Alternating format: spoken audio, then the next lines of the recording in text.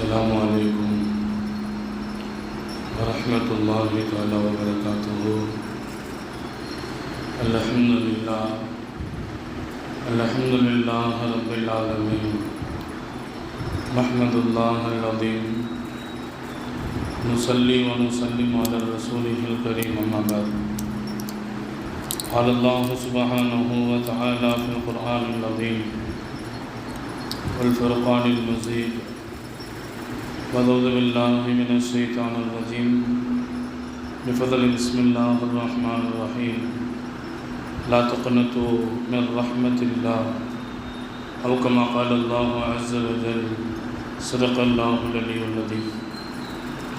وقال رسول الله صلى الله عليه وسلم: من يرد الله به خيرا يفقهه في الدين أو كما قال عليه الصلاة والتسليم.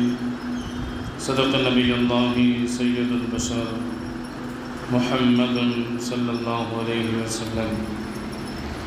اللهم الله ரசூலும் எந்தெந்த நல்ல காரியங்களை எடுத்து நடக்க சொன்னார்களோ அந்த நல்ல காரியங்களை எடுத்து நடக்கக்கூடிய தௌஃபீக்கையும், அல்லாஹ் ரசூலும் எந்தெந்த தூய்மையான காரியத்தை விட்டும் நம்மை தடுத்தார்களோ அந்த தூய்மையான காரியத்தை விட்டும் தவிர்ந்திருக்கிற தௌஃபீக்கையும் அல்லாஹ் தஆலா உலகத்தில் வாழுகிற எல்லா முஸ்லிம்களுக்கும் தர வேண்டும் என்ற துஆவோடு என் வார்த்தைகளை துவங்குகிறேன். இன்றைய ஜும்மாவுடைய சிந்தனையாய்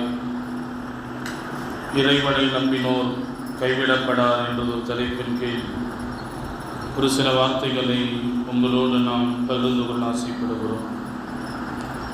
உலகத்தில் வாழும் மானிடர் சமூகம் தன்னுடைய உறவு வட்டாரங்களை, நண்பர்களுடைய வட்டாரங்களை, தெரிந்தவர்களுடைய வட்டாரங்களை விசாலமாக வைத்திருப்பதை நம்மால் பார்க்க முடியும். உலகத்தில் மனிதன் தன்னுடைய நண்பர்களை தேர்வு செய்கிறான். நண்பர்களிடத்தில் எல்லா விஷயங்களையும் பகிர்ந்து கொள்கிறானா என்றால் இல்லை, தேவையான விஷயங்களை மட்டும் அவ்வப்போது பகிர்ந்து கொள்கிறான். அதற்கான ஆலோசனைகளையும் வழங்குவதை, அதற்கான ஆலோசனைகளை கேட்பதையும் நம்மால் பார்க்க முடியும். நண்பர்களிடத்தில் பேசக்கூடிய விஷயங்களை உறவுகளிடத்தில் பேசுவதை மட்டும் தவிர்த்திருப்பான். சில விஷயங்களை உறவுகளிடத்தில் மட்டுமே சொல்லுவான், நண்பர்களிடத்தில் சொல்ல மாட்டான். சில விஷயங்களை தன்னுடைய நண்பர்களிடத்தில் எல்லா விதமான தன்னுடைய செய்திகளையும் அவன் பகிர்ந்து கொண்டு அதற்கான கருத்துக்களையும் உபதேசங்களையும் பெறுவதை உலகத்தில் நம்மால் பரவலாக பார்க்க முடியும். கண்ணியத்திற்குரிய அல்லாஹ்வின் நல்லடியார்களே, மனிதன் தன்னோடு பழகுகிற, தன்னோடு இருக்கிற, தன்னோடு பயணிக்கிற சக மனிதர்களை, சக உறவுகளை யாரை இவன் நம்புகிறானோ, யாருடைய நம்பிக்கை இவரின் மீது பொருத்தமாக இருக்கிறதோ, இவரிடத்தில் யார் நம்பிக்கை பெற்றவராக இருக்கிறாரோ அவரிடத்தில் தான் அனைத்தையும் சொல்லி அனைத்து விதமான உபதேசங்களையும் பெறுவதை உலகத்தில் நம்மால் பார்க்க முடியும். சில விஷயங்களை மனைவியிடத்தில் சொல்ல மாட்டான், தான் பெற்றிருக்கிற பிள்ளையிடத்தில் சொல்ல மாட்டான். ஆனால் நண்பர்களிடத்தில் சொல்லுகிறான். காரணம் என்ன தெரியுமா? அந்த நண்பர்கள் அதிகம் நம்பிக்கைக்குரியவர்களாக இருக்கிறார்கள் என்ற அடிப்படையில் அவன் அந்த விஷயங்களை பகிர்ந்து கொள்வதை உலகத்தில் நம்மால் இன்றைக்கு பார்க்க முடியும். நம்பிக்கை என்பது மனிதனுடைய வாழ்க்கையில் மிக முக்கியமான ஒரு அம்சமாக இருக்கிறது. யாராவது நம்பிக்கை துரோகம் செய்துவிட்டால் அவன் எதிரியாக, விரோதியாக வாழ்நாள் முழுவதும் பார்க்கப்படுகிறான் என்பதற்கான உதாரணங்களை உலகத்தில் பார்த்தால் நம்மால் புரிந்து கொள்ளலாம். அந்த அளவுக்கு நம்பினேனேப்பா, இவ்வளவு நம்பினே, நீ இப்படி செய்வியே நான் எதிர்பார்க்கலையே என்று அடிக்கடி மனிதன் பேசுவதை நம்மால் பார்க்க முடியும். நான் சொல்ல வருகிற செய்தி, நம்பிக்கை என்பது வாழ்வில் மிக முக்கியமான ஒன்றாக இருக்கிறது. மனிதன் சில விஷயங்களை பேசுகிறான், அவர் யாரிடத்திலும் சொல்ல மாட்டார், அவர் நம்பிக்கைக்குரியவர் என்ற அடிப்படையில் தான் அந்த விஷயங்கள் சொல்லப்படுகிறதே தவிர மாறாக நம்பிக்கை இல்லை என்றால் உலகத்தில் அவன் எதிரியாக விரோதியாக பார்க்கப்படுகிறான் என்பது உலகத்தை பார்த்து நாம் புரிந்து கொள்ள வேண்டிய உண்மை. கண்ணியத்திற்குரிய அல்லாஹ்வின் நல்லடியார்களே, ஸல்லல்லாஹு அலைஹி வஸல்லம் அவர்கள் அற்புதமாக சொன்னார்கள், கியாமத்து நாளுடைய நெருக்கம் எப்படி தெரியும்? சில அடையாளங்களை சொன்னார்கள் பெருமான் ஸல்லல்லாஹு அலைஹி வஸல்லம். ஒருவர் வருகிறார், அவரை நாம் பார்த்ததில்லை, அவரிடத்திலிருந்து ஒரு பொருளை வாங்கி வர வேண்டும் என்றால் இவர் இப்படி இருப்பார், இது மாதிரி ஆடை அணிந்திருப்பார், இந்த கோலத்தில் இருப்பார் என்று அடையாளம் சொல்லி அனுப்புவது உலகத்தினுடைய வழக்கமாக இருக்கிறது. அப்படி ஸல்லல்லாஹு அலைஹி வஸல்லம் என்பவர்கள் சொன்னார்கள், கியாமத்தினுடைய நாள் வருகிறது என்பதற்கான பல்வேறு அடையாளங்களை சொல்கிற அந்த வேளையில் ஒரு அடையாளம், மிக முக்கியமான ஒரு அடையாளம், நம்பகத்தன்மை இல்லாமல் போகிவிடும் உலகத்தில் மனிதர்களுடைய வாழ்க்கையில் என்றார்கள் ஸல்லல்லாஹு அலைஹி வஸல்லம். நம்பகத்தன்மை இல்லை என்றால் அது கியாமத்து நாளுடைய அடையாளம் என்று ஸல்லல்லாஹு அலைஹி வஸல்லம் என்பவர்கள் தன் நபி மொழியில் பதிவு செய்கிறார்கள் என்றால், இன்றைக்கு அந்த நம்பகத்தன்மை இல்லாமல் இருப்பதை நம்மால் பரவலாக உலகத்தில் காண முடியும். யாரிடத்தில் ஒரு விஷயத்தை சொன்னாலும், யாரிடத்தில் ஒரு சில ரகசியங்களை பேசிக்கொண்டாலும், அவர் அதை ரகசியமாக பாதுகாக்கிறாரோ இல்லையோ, 4 பேர்கிட்ட சொன்னாதான் நிம்மதியாக இருப்பார். நான் சொல்ல வருகிற செய்தி, நம்பிக்கை உலகத்தில் மனிதன் எப்படி நம்பிக்கைக்குரியவர்களை எதிர்பார்க்கிறான், தேடுகிறான், அவர்களோடு தன்னுடைய நட்பை பரவச் செய்கிறானோ, அதுபோல நம்பிக்கை வைப்பதற்கு தகுதியானவர்கள் அகிலத்தில் 2 நபர்கள் தான். நம்பிக்கை வைப்பதற்கு தகுதியானவர்கள், ஒன்று நம்மை படைத்த ரப்புல் ஆலமீன், 2வது நமக்கு வழிகாட்டுகிற வல்லல் நபி ஸல்லல்லாஹு அலைஹி வஸல்லம். 2 பேரை தவிர நம்பிக்கை வைக்கிறதுக்கு மற்றவர்கள் உண்மையில் அவர்கள் தகுதியானவர்களா இல்லையா என்று நமக்கு தெரியாது. ஆனால் மிக தகுதியுடையவர்கள் அல்லாஹும் ரசூலும் என்பதை குர்ஆன் ஹதீஸ் நமக்கு தெளிவுபடுத்துகிறது. அதைத்தான் அல்லாஹ் ஜல்லஷானஹு தஆலா திருமறையிலே நமக்கு சொல்லி காட்டுகிறான். லா தக்னது மிர் ரஹ்மத்தில்லாஹ், உலகத்தில் உனக்கு சோதனைகளை நான் தருகிறேன், வேதனைகளை தருகிறேன், கஷ்டங்களை தருகிறேன், சில நேரங்களில் நஷ்டத்தையும் தருகிறேன், உன்னை துன்புறுத்துகிறேன், உன்னை நான் சில இடையூறுகளில் மாட்டிவிடுகிறேன். ஆனாலும் லா தக்னது மிர் ரஹ்மத்தில்லாஹ், என் ரஹமத்தை விட்டும் நீ தூரமாகிவிட வேண்டாம் என்று அல்லாஹ் ஜல்லஷானஹு தஆலா திருமறையின் வாயிலாய் நமக்கு சொல்லித் தருகிறான். என்றால் கணியத்திற்குரியவர்களே, என்ன நமக்கு புரிய வருகிறது? அல்லாஹ் எதை சொன்னாலும் எதை செய்தாலும் அது நமக்கு நன்மைக்குரியதாகத்தான் இருக்கும் என்பதை இந்த ஆயத்து நமக்கு தெளிவுபடுத்துகிறது. அல்லாஹ்வுடைய ரஹமத்தை விட்டும் நீங்கள் தூரமாகிவிட வேண்டாம். ஏன்னா அல்லாஹ்வுடைய எல்லா விதமான நிபந்தனைகளையும், அல்லாஹ்வுடைய எல்லா விதமான வாக்குறுதிகளும் உறுதியானது, நிலையானது. நபிகள் நாயகம் ஸல்லல்லாஹு அலைஹி வஸல்லம் அவர்கள் சொல்லுகிறார்கள், யாரு மன் கான லா இலாஹ இல்லல்லாஹ் தஹலல் ஜன்னா, யார் லா இலாஹ இல்லல்லாஹ் முஹம்மதுர் ரசூலுல்லாஹ் என்று சொல்கிறார்களோ அவர்களுக்கு சுவர்க்கம் வாஜிபாகிவிட்டது, கட்டாயமாகிவிட்டது என்று ஸல்லல்லாஹு அலைஹி வஸல்லம் என்பவர்கள் தன்னுடைய பணியாளரிடத்தில் சொல்கிறார்கள். இந்த செய்தியை கேட்டவுடனே அவருக்கு சந்தோஷம் தாங்கல. அவர் என்ன செஞ்சிட்டாரு? உடனடியாக மதீனாவில் இருக்கிற எல்லா மக்களிடத்திலும் இதை சொல்லிவிட வேண்டும் என்று ஓடோடி வருகிறார். வந்ததை பார்த்த ஹதரத் உமர் ரலியல்லாஹு தஆலா நிப்பாட்டி கேட்குறாங்க, என்னப்பா இவ்வளோ வேகமாக வரியே, தலைதெறிக்க ஓடி வருகிறாயே, காரணம் என்ன என்று ஹதரத் உமர் பின் கத்தாப் ரலியல்லாஹு தஆலா அவர்கள் கேட்ட பொழுது வந்த அந்த மனிதர் சொன்னார், இல்லை ஸல்லல்லாஹு அலைஹி வஸல்லம் ஒரு ரகசியத்தை, ஒரு செய்தியை சொன்னார்கள், அந்த செய்தியை நான் சொல்ல வேண்டும், மக்களிடத்தில் அதை சொல்ல வேண்டும், பதிவு செய்ய வேண்டும் என்பதற்காக வேண்டி ஓடோடி வருகிறேன் என்று உமர் ரலியல்லாஹு தஆலா விடத்தில் சொல்கிறார். உமர் ரலியல்லாஹு கேட்டாங்க, அது என்ன செய்தி? ஸல்லல்லாஹு அலைஹி வஸல்லம் சொல்லி அனுப்பிச்சாங்களே, அது என்ன செய்தி என்று உமர் ரலியல்லாஹு தஆலா அந்த தோழரிடத்தில், சஹாபியிடத்தில் கேட்ட பொழுது அவர் சொன்னார், மன் கான லா இலாஹ இல்லல்லாஹ் தஹலல் ஜன்னா, யார் லா இலாஹ இல்லல்லாஹ் என்று சொல்கிறாரோ, தன்னுடைய நாவால் மொழிகிறாரோ, உள்ளத்தால் உறுதி கொள்கிறாரோ, அவர் சுவனம் சென்று விடுவார். என்று ஸல்லல்லாஹு அலைஹி வஸல்லம் சொன்னார்கள்.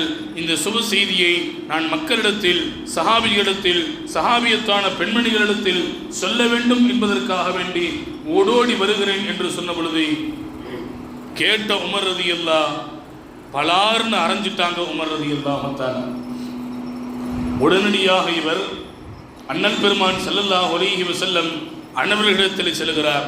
நாயகமே, நீங்கள் சொன்ன அந்த விஷயத்தை, அந்த சுப செய்தியை நான் மக்களிடத்தில் சொல்ல வேண்டும் என்று ஓடோடி செல்கிறேன்.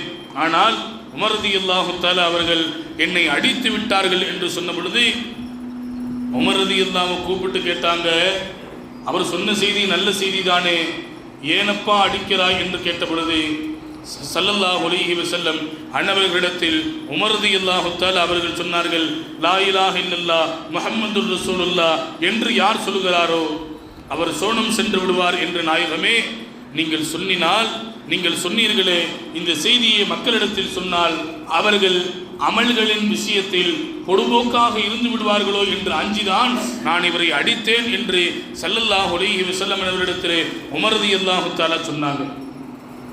உண்மையில் அந்த ஹதீஸினுடைய விரிவுரையாளர்கள் நமக்கு விளக்கம் சொல்கிற பொழுது லா இலாஹ இல்லல்லாஹ் முஹம்மதுர் ரசூலுல்லாஹ் அப்படின்னு யாரெல்லாம் கலிமா சொன்னாங்களோ அவங்களுக்கு சுவர்க்கம் அல்ல, கலிமா சொல்லி தன்னுடைய நாவால் மொழிய வேண்டும். கலிமாவுக்கான கடமை 3 இருக்குதுங்க. எப்படி கணவன் மனைவிக்கு செய்ய வேண்டிய கடமைகள் என்று ஒரு பக்கம் இருக்கிறதோ, மனைவி கணவனுக்கு செய்ய வேண்டிய கடமைகள் என்று எப்படி சில நிபந்தனைகள் இருக்கிறதோ, பெற்றவர்கள் பிள்ளைக்கு, பிள்ளைகள் பெற்றவர்களுக்கு, ஆட்சியாளர்கள் மக்களுக்கு, மக்கள் ஆட்சியாளருக்கு செய்ய வேண்டிய கடமைகள் என்று இஸ்லாம் எப்படி ஒரு வரிசைப்படுத்தி நமக்கு சொல்லித் தருகிறதோ, அதுபோல லா இலாஹ இல்லல்லாஹ் முஹம்மதுர் ரசூலுல்லாஹ் என்ற அந்த கலிமாவுக்கு நம்ம செய்ய வேண்டிய கடமை 3. அந்த கலிமா நமக்கு செய்ய வேண்டிய கடமை ஒன்று தான். முதல்ல நம்ம செய்ய வேண்டிய கடமையை பார்க்கலாம். 3 கடமைகளை லா இலாஹ இல்லல்லாஹ் முஹம்மதுர் ரசூலுல்லாஹ் என்ற கலிமாவுக்கு ஒவ்வொரு முஃமினும் கடமைப்பட்டிருக்கிறான். 3 கடமைகளை செய்தே ஆக வேண்டும் என்று இஸ்லாம் நிபந்தனையாக சொல்லித் தருகிறது. சரி, ஒருவேளை அந்த கடமையை நிறைவேற்றல, அதற்கான 3 கடமைகளில் நாம் செய்யவில்லை என்றால் அதில் ஒரு கடமையில் குறை வைத்தாலும் சுவனத்தின் வாடையை கூட நுகர முடியாது என்றார்கள் அண்ணல் பெருமான் ஸல்லல்லாஹு அலைஹி வஸல்லம். 3 விதமான கடமைகள் என்ன? ஒவ்வொரு நாளும் லா இலாஹ இல்லல்லாஹ் முஹம்மதுர் ரசூலுல்லாஹ் என்பதை நாவால் மொழிய வேண்டும். இதில் பல பேர் பாஸ் ஆயிட்டாங்க. லா இலாஹ இல்லல்லாஹ் முஹம்மதுர் ரசூலுல்லாஹ் என்று தெரியாத கடைக்கோடி முஸ்லிம் கூட இது தெரியாமல் இருக்க மாட்டான். உச்சரிப்பு கொஞ்சம் வித்தியாசமாக இருக்கலாம், ஆனால் எல்லா மனிதர்களுக்கும் லா இலாஹ இல்லல்லாஹ் முஹம்மதுர் ரசூலுல்லாஹ் கலிமாவினுடைய முதல் கடமை நாவால் மொழிய வேண்டும். அதில் பல முஸ்லிம்கள் பாஸ் ஆகிடுவாங்க. 2வது லா இலாஹ இல்லல்லாஹ் முஹம்மதுர் ரசூலுல்லாஹ் என்பதை உள்ளத்தால் உறுதி கொள்ள வேண்டும். இதில் 100 கணக்கான 100 பேர் இருக்கிறாங்கன்னா 50 பேர் தான் இதில் பாஸ் ஆகுறாங்க. நான் சொல்லல, அண்ணல் பெருமான் ஸல்லல்லாஹு அலைஹி வஸல்லம் அவர்கள் சொல்றாங்க. ஏன்னா நம்ம சொன்னா மக்கள் கோச்சிக்குவாங்க. ஸல்லல்லாஹு அலைஹி வஸல்லம் அவர்கள் நமக்கு தெளிவுபடுத்துகிறார்கள். உள்ளத்தால் உறுதி கொள்ள வேண்டும். எப்படி உறுதி கொள்றது? எனக்கு உதவி செய்கிறதுக்கு, எனக்கு ஆபத்தான நிலைகளில் எனக்கு கை கொடுப்பதற்கு, எனக்கு எல்லா நிலைகளிலும் உதவி செய்வதற்கு ரப்பை தவிர வேறு யாரும் இருக்க முடியாது என்று உள்ளத்தால் உறுதி கொள்ள வேண்டும். அதை தாண்டி எனக்கு எல்லா விதமான வாழ்க்கையினுடைய பிரச்சனைகளுக்கும், என்னுடைய வியாபாரத்தினுடைய பிரச்சனைகளுக்கும், மற்ற உலகத்தினுடைய பல்வேறு இடையூறுகளுக்கும் பிரச்சனைகளுக்கும் மாபெரும் ஒரு தீர்வாக, வழிகாட்டியாக அண்ணல் பெருமான் ஸல்லல்லாஹு அலைஹி வஸல்லம் அன்னவர்கள் இருக்கிறார்கள் என்று உள்ளத்தால் உறுதி கொள்ள வேண்டும். நம்ம லா இலாஹ இல்லல்லாஹ் முஹம்மதுர் ரசூலுல்லாஹ் என்பது சில வார்த்தைகள் தானே, சில கலிமாக்கள் தானே என்று கடந்து சென்று விடுகிறோம். அல்ல, மாபெரும் ஒரு ஆழமான அர்த்தத்தை, ஒரு அற்புதமான வாழ்க்கையை நமக்கு கலிமா சொல்லித் தருகிறது. கணியத்திற்குரிய அல்லாஹ்வின் நல்லடியார்களே, முதல் கடமை என்ன? நாவால் மொழிய வேண்டும். 2வது உள்ளத்தால் கலிமாவை உறுதி கொள்ள வேண்டும். மூன்றாவது தன்னுடைய செயல்பாடுகளால் கலிமாவை வெளிப்படுத்த வேண்டும். மூன்றாவது விஷயத்தில் 100 பேர் முஸ்லீம் இருக்கிறாங்கன்னா அதில் 20 பேர் மட்டும்தான் பாஸ் ஆகுறாங்க. மீதி 80 பேர் அவர்கள் வெயிட்டிங் லிஸ்டில் காத்திருப்பும் பட்டியலில் அவர்கள் இருக்கிறார்கள் என்றால் உலகத்தினுடைய யதார்த்தத்தை நான் சொல்ல வருகிறேன். நாவால் மொழிவது 100 பேர் சொல்றாங்க, உள்ளத்தால் உறுதி கொள்ள வேண்டும் 50 பேர் தான் இப்படி இருக்கிறாங்க. தன்னுடைய வாழ்க்கையால் லா இலாஹ இல்லல்லாஹ் முஹம்மது ரசூலுல்லாஹ்வை வெளிப்படுத்த வேண்டும். இதில் 80 பேர் காத்திருப்பு பட்டியலில் இருக்கிறார்கள், 20 பேர் மாத்திரம்தான் தேர்வு செய்யப்படுகிறார்கள் என்றால் மீதி 80 பேருடைய வாழ்க்கை கேள்விக்குறியாக மாறுகிறது என்பதை நான் இங்கே சொல்ல வருவேன். அதனால தான் லா இலாஹ இல்லல்லாஹ் முஹம்மது ரசூலுல்லாஹ் என்று சொன்னால் மட்டும் போதாது, உள்ளத்தால் உறுதி கொள்ள வேண்டும். உமர் ரலியல்லாஹு அதுக்குத்தான் அவரை அடித்தாங்க. நீ சொல்லிட்டு போயிடுவ, அவங்க வெறுமனே லா இலாஹ இல்லல்லாஹ் முஹம்மது ரசூலுல்லாஹ் என்று வாழ்க்கையில் எல்லா விதமான பாவங்களையும் செய்துவிட்டு அவர்கள் சொல்லிவிடுவார்கள். லா இலாஹ இல்லல்லாஹ் முஹம்மது ரசூலுல்லாஹ் என்று அவன் வாழ்க்கையில் தொழமாட்டான், ஜகாத்து கொடுக்க மாட்டான், நோன்பு வைக்க மாட்டான், ஹஜ்ஜு செய்ய மாட்டான். ஆனால் லா இலாஹ இல்லல்லாஹ் முஹம்மது ரசூலுல்லாஹ் என்று சொன்னால் எப்படி அவனால் சுவனம் செல்ல முடியும்? கணியத்திற்குரியவர்களே, மார்க்கத்தினுடைய அறிஞர்கள் நமக்கு இந்த விளக்கங்களை சொல்லித் தருகிறார்கள். லா இலாஹ இல்லல்லாஹ் முஹம்மது ரசூலுல்லாஹ்வுக்கான 3 கடமைகள் இருக்கிறது. இந்த கடமைகளை ஒவ்வொரு முஸ்லிமும் செய்தே ஆக வேண்டும்.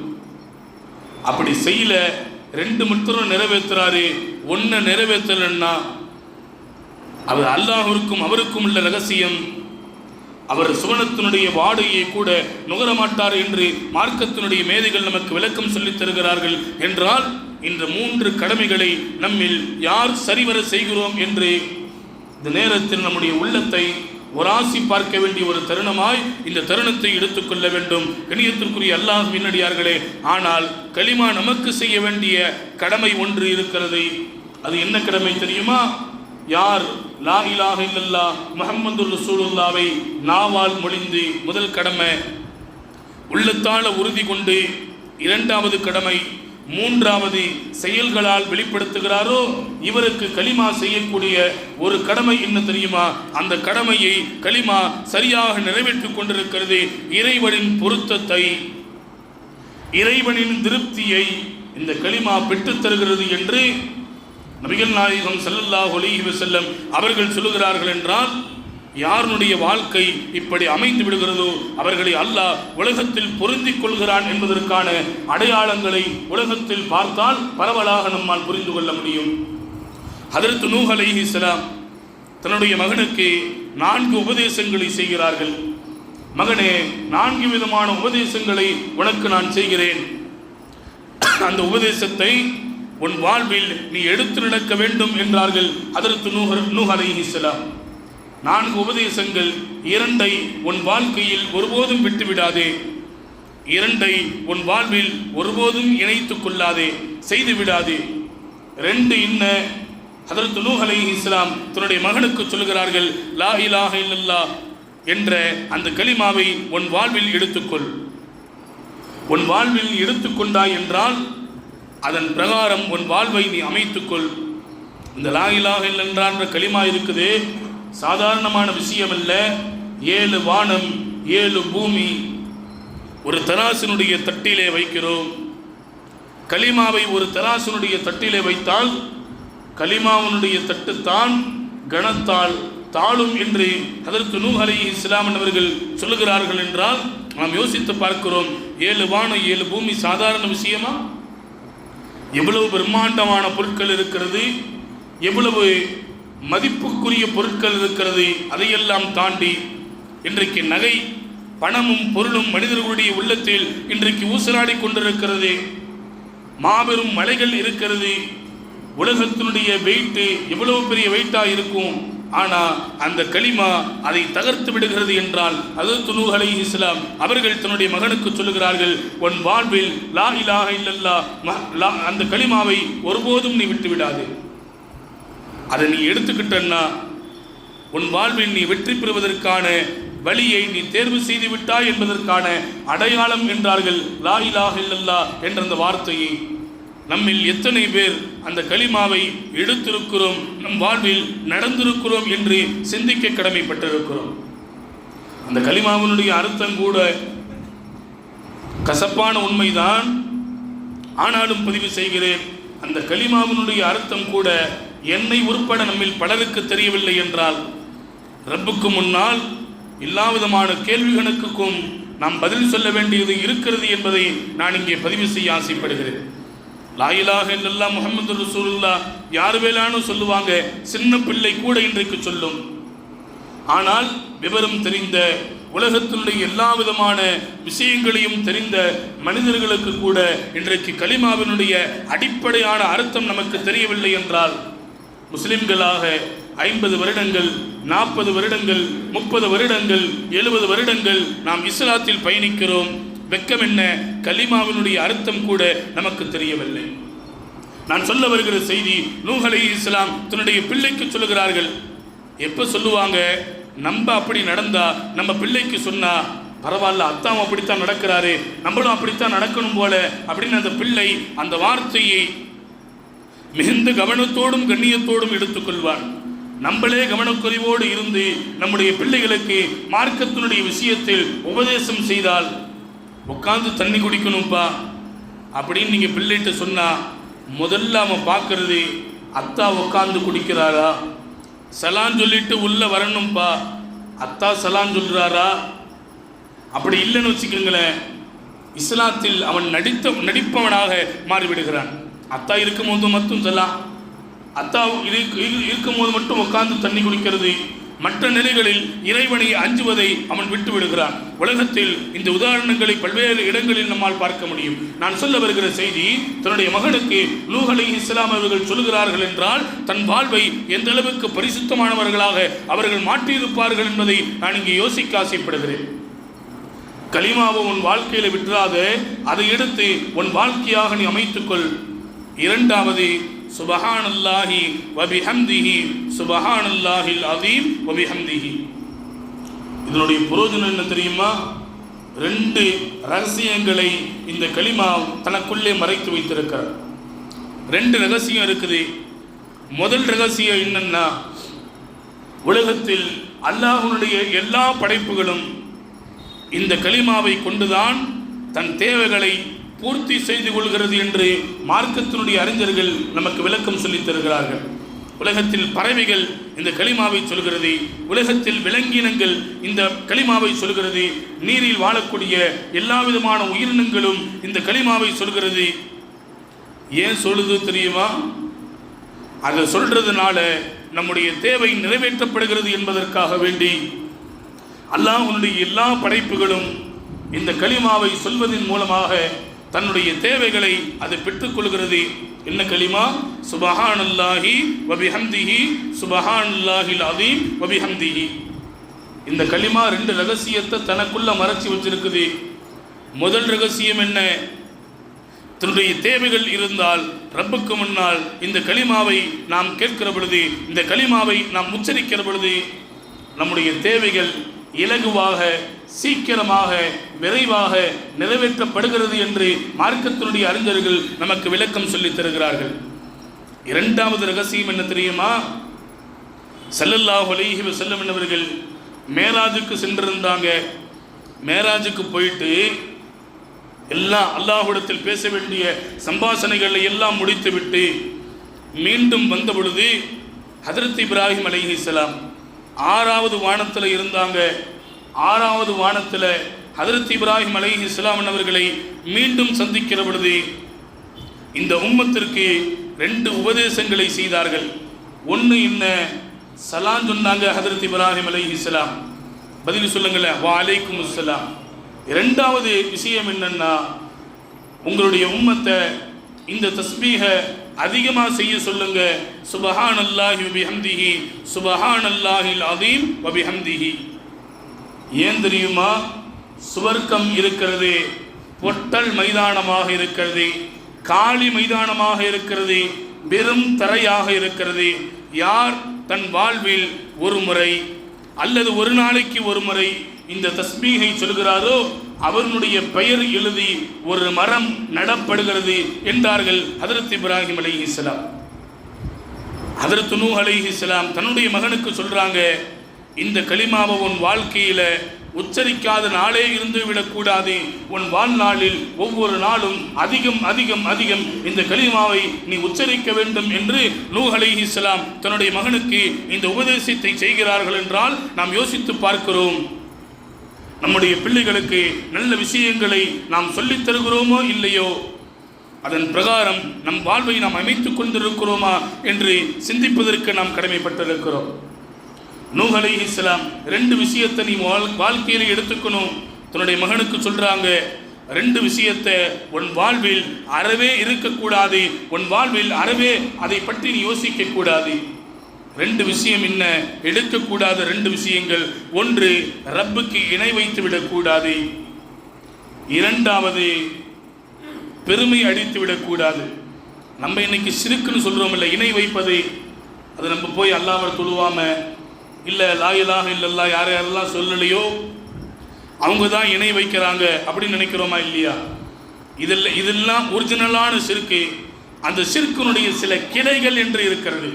சின்ன சின்ன விஷயங்களின் மூலமாக இணை வைப்பது நிகழ்ந்துவிடும். உதாரணத்துக்கு ஒருத்தர் தொழுகிறார் அப்படின்னா பக்கத்தில் இருக்கிறவர் நம்மளை பார்க்குறாரு அப்படின்றதுக்காண்டி தொழுதா அந்த தொழுகை இறைவனுக்கு இணை வைத்ததாக மாற்றப்பட்டுவிடும். அது மாதிரி யாரோ ஒருத்தர் நாளைக்கு காலையில் வந்துடுறீங்களா, இந்த வேலையை முடிச்சிடலாம், கண்டிப்பாக வரேன்னு சொல்கிறாரு பாருங்க, இதுக்கு பேர் சிறுக்கு. நம்ம நினைக்கிறோம் அல்லாஹ்வை மறுக்கிறது, ரசூலை மறுக்கிறது, குர்ஆன் ஹதீஸை எடுக்காம நடக்கிறது, இதுக்கு பேரு தான் இணை வைப்பது, சிறுக்கு என்று நினைத்து கொண்டிருக்கிறோம். இல்லை, இதெல்லாம் ஒரிஜினலான சிறுக்கு. கண்டிப்பாக செய்தே விடக்கூடாது. ஆனால் சில சிறுக்குகள், சில இணை வைப்புகள் இருக்கிறது. நம் வாழ்வில் அவைகளை விட்டும் தவிர்ந்திருக்க வேண்டும். அந்த அடிப்படையில் தான் ஒருத்தர் நாளைக்கு வந்துருங்க, இந்த வேலையை முடிச்சிடலான்னு சொன்னா, நான் கண்டிப்பாக வரேன்னு சொல்றதுக்கு முன்னாடி இன்ஷா அல்லாஹ் கண்டிப்பாக வரேன், இந்த வார்த்தையை நம்ம சொன்னோம்னா இணை வைத்தவர்களாக நாம் ஆக்கப்பட மாட்டோம். மாறாக கண்டிப்பாக வந்துடலாம். ரப்பனுடைய சிந்தனை இல்லாமல் எந்த சொல்லும் செயலும் அங்கே நிகழ்ந்து விடுகிறதோ, அந்த வார்த்தை வெளிப்பட்டு விடுகிறதோ, அங்கே இறைவனுக்கு இணை வைக்கக்கூடிய அந்த செயலும் நடந்து விடுகிறது என்று நபிகள் நாயகம் ஸல்லல்லாஹு அலைஹி வஸல்லம் நமக்கு சொல்லித் தருகிறார்கள். என்றால் எந்த அளவிற்கு நம் வாழ்வில் கவனத்தோடும் கண்ணியத்தோடும் நடக்க வேண்டிய தார்மீக கடமை நமக்கு இருக்கிறது என்பதை நபிகள் நாயகம் ஸல்லல்லாஹு அலைஹி வஸல்லம் நமக்கு சொல்லித் தருகிறார்கள். அதைத்தான் ஸல்லல்லாஹு அலைஹி வஸல்லமுடைய அந்த வார்த்தைகளிலிருந்து நம்மால் புரிந்து கொள்ள முடிகிறது. வாழ்க்கையின் எல்லா பகுதிகளுக்கும் வழிகாட்டினார்கள் வல்லல் நபி ஸல்லல்லாஹு அலைஹி வஸல்லம். ஏன் தெரியுமா?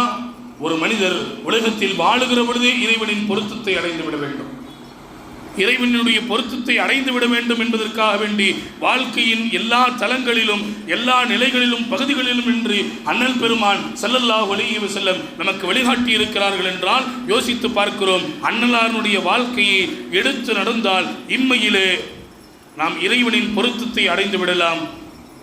விட்டுவிட்டால் இம்மையிலும் மறுமையிலும் நாம் நஷ்டவாளிகள் என்பதை ஸல்லல்லாஹு அலைஹி வஸல்லம் என்பவர்களுடைய நபிமொழிக்கு நமக்கு தெளிவுபடுத்துகிறது.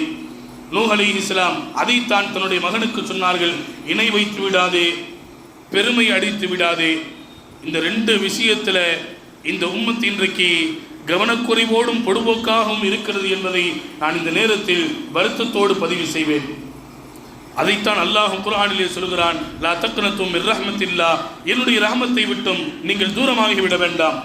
எப்பொழுதும் என்ன நம்புங்க, ஏன்னா அல்லாஹ்வுடைய வாக்குறுதி என்றைக்கும் பொய்யாகாது, ரசூலின் வாக்குறுதி என்னைக்கும் பொய்யாகாது. இறைவனை நம்பக்கூடியவர்களாக உலகத்தில் வாழ வேண்டும். ஹதரத் அம்ர் இப்னுல் ஆஸ் ரலியல்லாஹு தஆலா அவர்கள் சொல்லுகிறார்கள், மௌத்தினுடைய நேரம், படுத்திருக்கிறாங்க, மக்கள் எல்லாம் நின்று கொண்டிருக்கிறார்கள், மகன் நிற்கிறாரு, மகள் நிற்கிறாங்க, மனைவி இருக்கிறாங்க, நண்பர்கள் எல்லாம் சூழ நிற்கிறார்கள். அம்ர் இப்னுல் ஆஸ் ரலியல்லாஹு தஆலா இவங்களை பார்க்காம செவுத்து பக்கம் தன்னுடைய முகத்தை திருப்பி கொண்டு தேம்பி தேம்பி அழுகிறார்கள். ஹதரத் அம்ர் இப்னுல் ஆஸ் ரலியல்லாஹு தஆலா மகன் பக்கத்தில் வந்து சொன்னாரே, ஏன் தான் நீங்கள் அழுவுறீங்க? ஸல்லல்லாஹு அலைஹி வஸல்லம் அவர்கள் உங்களுக்கு எல்லா விதமான அமல்களையும் சொல்லி தந்திருக்கிறார்கள், எல்லா அமல்களையும் செஞ்சிருக்கிறீங்க, அதோடு மட்டுமல்ல உங்களுக்கு சுவனம் உண்டு, சுவனம் நிச்சயம் என்று ஸல்லல்லாஹு அலைஹி வஸல்லம் அவர்கள் சுபசெய்தி சொல்லியிருக்கிறாங்களே, மீண்டும் ஏன் அழுகிறீர்கள் என்று சொன்ன பொழுது அம்ர் இப்னு ஆஸ் ரலியல்லாஹு தஆலா அவர்கள் சொன்னார்கள், என்னுடைய கடந்த காலத்தில் ஒரு விஷயத்தை நான் நினைத்தேன், அதை கொண்டு நான் இப்பொழுது அழுது கொண்டிருக்கிறேன், வருத்தப்பட்டு அழுது கொண்டிருக்கிறேன். என்ன விஷயம் தெரியுமா? நான் இஸ்லாத்தை ஏற்பதற்கு முன்னால் எனக்கு பிடிக்காத முகம் முஹம்மதுவினுடைய முகம். எங்காவது அவரை பார்த்தால் கொன்றுவிட வேண்டும் என்று வெறியோடு நான் அலைந்து கொண்டிருந்தேன். அல்லாஹ்வுடைய இரக்க பார்வையால் எனக்கு இஸ்லாத்தை ரப்புல் ஆலமீன் நசீபாக ஆக்கினான். இஸ்லாத்தை ஏற்றுக்கொண்டேன். அதன் பிரகாரம் என் வாழ்வில் நான் நடந்து கொண்டிருக்கிறேன். இப்பொழுது நான் மரணிக்கப் போகிறேன். அதோ அந்த கடந்த காலத்தினுடைய அந்த நிகழ்விலே என்னுடைய வாழ்க்கை முடிந்திருந்தால், எனக்கு பிடிக்காத முகம் முஹம்மதினுடைய முகமாக இருந்து நான் கலிமா சொல்லாமல் இருந்தால் நான் நரகவாதியாக ஆகியிருப்பேனோ என்று நான் கவலைப்பட்டு அழுது கொண்டிருக்கிறேன் என்று அதற்கு அம்ர் இப்னு ஆஸ் ரலியல்லாஹு தஆலா தன்னுடைய மகனாரை பார்த்து சொன்ன அந்த செய்தியை நாம் யோசித்து பார்க்கிறோம். என்ன படிப்பினை இருக்குது? கலிமாவினுடைய பாக்கியம் இல்லையே அப்படின்னு கவலைப்படல, அல்லாஹ் அந்த பாக்கியத்தை கொடுத்திருக்கிறானே அப்படின்னு சந்தோஷப்படுற அதே வேளையில் அதன் பிரகாரம் நம் வாழ்வை நாம் அமைத்துக் கொண்டிருக்கிறோமா என்று சிந்திக்க கடமைப்பட்டிருக்கிறோம். கண்ணியத்திற்குரிய அல்லாஹ்வினுடையார்களே, மீண்டும் மீண்டும் ஞாபகப்படுத்துவேன், லா இலாஹ இல்லல்லாஹ் முஹம்மதுர் ரசூலுல்லாஹ் என்பது சில வார்த்தைகள், ஒரு வரி மட்டுமல்ல, அது நம்முடைய வாழ்க்கையாக மாற வேண்டும். அதற்குத்தான் பிரம்மாண்டமான ஏற்பாடு குர்ஆன். ரசூலின் வாழ்க்கை சுவனம், அதை மறுத்தா நரகம். இந்த உலகம் அதற்காகத்தான் ஏங்கிக் கொண்டிருக்கிறது. அதற்காக வேண்டிதான் இந்த உலகம் செயல்பட்டு கொண்டிருக்கிறது. ஸல்லல்லாஹு அலைஹி வஸல்லம் அவர்கள் சொல்லுவாரே, அல்லாஹுவை நினைக்காத, அல்லாஹ்வுடைய பெயர் உச்சரிக்காத ஒரு நபர் இந்த உலகத்தில் இருக்கும் வரை உலகம் ஏங்கிக் கொண்டிருக்கும். ஒரு நபர் கூட இல்லைன்னா இந்த உலகத்தை அல்லாஹ் அழிச்சிருவான், அதுதான் கியாமத்தினுடைய நாள் என்றார்கள் ஸல்லல்லாஹு அலைஹி வஸல்லம் அன்னவர்கள். என்றால் அந்த ஒரே ஒரு கலிமாவுக்காகத்தான் இந்த உலகம் ஏங்கிக் கொண்டிருக்கிறது. இந்த உலகம் இன்றைக்கு செயல்பட்டு கொண்டிருக்கிறது. ஆனால் அந்த கலிமாவின் அடிப்படையில் நம்முடைய வாழ்க்கையில் நாம் செயல்படவில்லை என்றால் நம்மை விட துர்பாக்கியவான்கள் யாரும் இல்லை என்பதை எச்சரிக்கையோடு சொல்லிக்கொண்டு, லா இலாஹ இல்லல்லாஹ் முஹம்மதுர் ரசூலுல்லாஹ் என்பது வெறுமன வார்த்தை அல்ல, அது மாபெரும் வாழ்க்கை. அந்த வாழ்க்கையை எடுத்திருந்து இறைவனின் பொருத்தத்தை அடைந்து வாழ்ந்து சிறக்க வல்லோன் அல்லாஹ் வாய்ப்புகள் நல்க வேண்டும் என்று இறைவனிடத்தில் பிரார்த்தித்து என் வார்த்தைகளை நிறைவு செய்கிறேன். வாஹிர் தஅவாஹும் அனில் ஹம்துலில்லாஹி ரப்பில் ஆலமீன்.